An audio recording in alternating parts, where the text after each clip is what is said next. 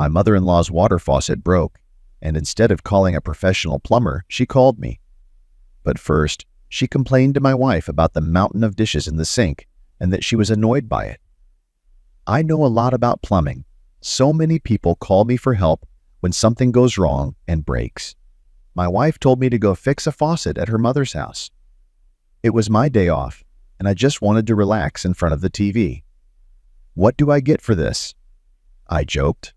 She replied, "You're not little. Try to guess." I chuckled. Despite my reluctance to go, I had to pack up and head to my mother-in-law's house on the other side of town. It was a long drive, about half an hour one way. I took my wife's words seriously, figuring that if anything went wrong, I could always say that she had given me permission for intimacy in bed when she sent me to my mother-in-law's. I'll play dumb. When I arrived, my mother-in-law was very grateful, realizing she had interrupted my day off. I calmed her down and asked her to tell me about the problem. She led me into the kitchen and sat me down at the table. As I got to work, I noticed that her robe was short and her beautiful knees were visible. As soon as I started fixing things, she asked if I had time to eat. I agreed, adding that I wouldn't mind some wine and a sandwich. My mother-in-law had recently celebrated an anniversary, and there were several bottles of wine on the windowsill. She readily went to the window, picked up a bottle, and poured it into glasses just as she did, treating me to some candy. We enjoyed the wine and talked a lot. In the midst of our conversation, I managed to quickly fix the faucet, which only took 3 minutes. I didn't want to leave, as we were having such a cozy time. My mother-in-law started complaining about her husband, saying that he has become so defiant lately and doesn't pay attention to her as a woman in bed. I offered to kick him out, but she only waved her hand dismissively. With a determined look in her eyes, she asked me how she could do without him. We continued to discuss the topic, emphasizing the importance of an active lifestyle for good health. I jokingly advised her to find a new lover and winked at her. My mother-in-law sighed again, mentioning how difficult it was to find a new lover at her age, as men tend to prefer younger partners, and those in their 50s are no longer looked at.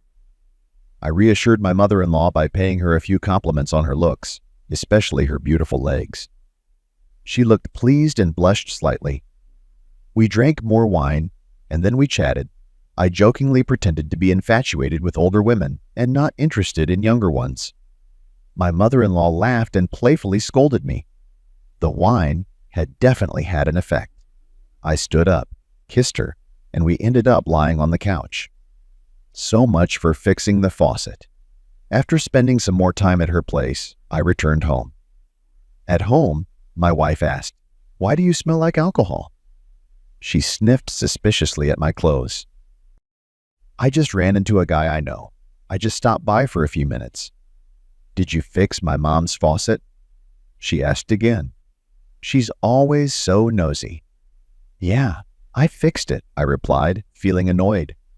"Just leave me alone and let me rest." Exhausted, I collapsed on the couch and fell asleep, enjoying pleasant dreams and a feeling of warmth throughout my body. A few days later, while my wife was at work, I received a phone call. As expected, it was my mother-in-law on the line. "I don't understand something," she said with a laugh. "Someone promised to replace my lover, but they forgot the way to my house." I chuckled and jokingly replied that I hadn't forgotten anything. I was just busy with work. "As soon as you're done with work, come over. I bought some delicious wine, and I'll make your favorite sandwich," my mother-in-law said and hung up. I scratched my head puzzled, thinking, so my mother-in-law took everything literally, deciding that I really want to replace her husband. I found the situation tempting. It wouldn't be difficult. Besides, it had been a long time since I'd been with anyone but my wife. In my advanced years, I had become lazy. I quickly packed my things and went to my mother-in-law's house. She was very happy to see me and willingly helped me take off my shoes. She didn't know where to seat her dear guest. She finally sat down and immediately offered me a glass of wine. We relaxed, and the conversation became more interesting. We were back in that familiar situation. It was a delightful day, no doubt about it. My mother-in-law went for wine twice, truly getting into the holiday spirit. I loved spending time with her, as she always has interesting stories to tell. By the time I got home in the evening, I was exhausted but satisfied. However, my wife began to feel neglected, complaining that I was always going out to visit and she was alone at home. She didn't know what was really going on. It all started innocently enough. My mother-in-law had somehow gotten it into her head that I was filling the void in her bed left by her bad husband.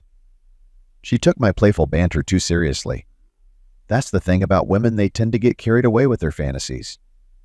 I decided to play along and please her until she lost interest.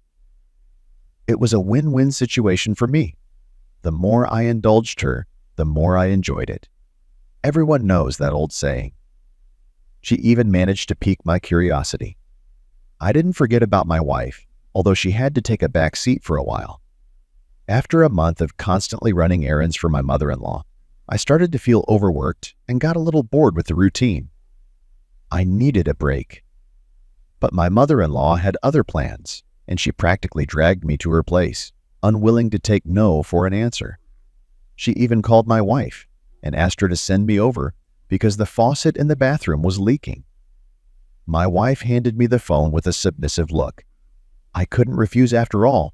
Family comes first, and she was a lonely woman in need of help. I went in reluctantly, but the lemonade she offered me piqued my interest, and the cycle of our adventures repeated itself. I soon realized that my mother-in-law was quite devious. She always found a way to get what she wanted. If she had something in mind, she would stop at nothing to achieve it. I even remember an occasion when I was trying to find her a new partner. I asked my acquaintances if any of them would like to meet a mature woman. I spoke well of her, using all my charm. None of them were interested except one friend. He boldly asked for my mother-in-law's contact information and did not hesitate to call her. They met a few times, but nothing substantial came out of it. Surprisingly, my mother-in-law took a liking to me. It turned out that I knew how to fix kitchen faucets better than anyone else. She wasn't stupid either. She knew not to rush me. If I felt I was needed, I came, and if not, she patiently waited for the right opportunity. Our meetings became rare, but always pleasant. My mother-in-law sets the table, and the main centerpiece is the wine and her smile. I am happy with the way things are and don't want to change anything. As long as my mother-in-law respects me, everything will be fine, and I will be there to fix anything she breaks. That's how we've been living for 2 years now. Have you had a similar situation